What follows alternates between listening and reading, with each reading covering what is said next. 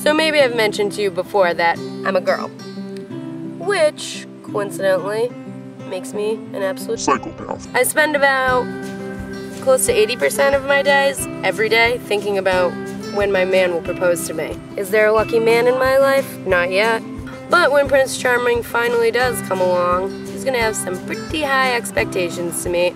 He can thank YouTube's hit Isaac's lip dub proposal for that. Watching the friends and family of that girl sing and dance to some stupid love song literally put me on my couch for 3 days crying, trying to come to terms with the fact nobody's ever gonna love me as much as Isaac loves his fiancée. Ever.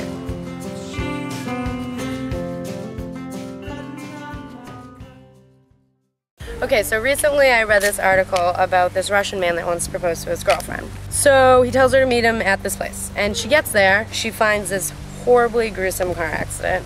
Blood, cars crashed, paramedics are there, there's people everywhere, blood, blood, blood, and her man is lying dead, covered in blood on the road. And she is screaming and crying in hysterics, when all of a sudden the dead man rises and proposes. Are you kidding me, Russians? The picture shows two Russians with horrific teeth, obviously, hugging and in love. So happy. So beautiful. So let me just stop right there and say this.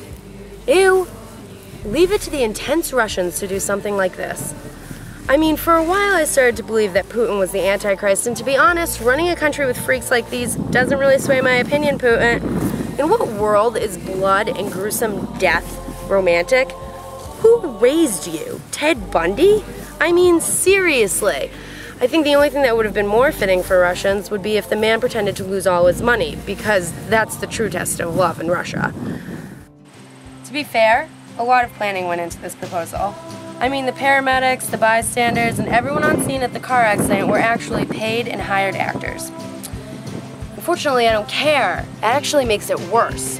So this guy spends hours upon hours planning this disgusting scene of love, and not once does he stop and say to himself, maybe I'm going a bit overboard here. Maybe this is weird. Maybe I could propose normally over dinner, and that will be enough. Nope. As far as I'm concerned, if I was the girlfriend, the only way I'd say yes to this proposal is if the size of the rock was huge. And having said that, I'm now questioning whether or not I have some Russian blood in me myself. That's that.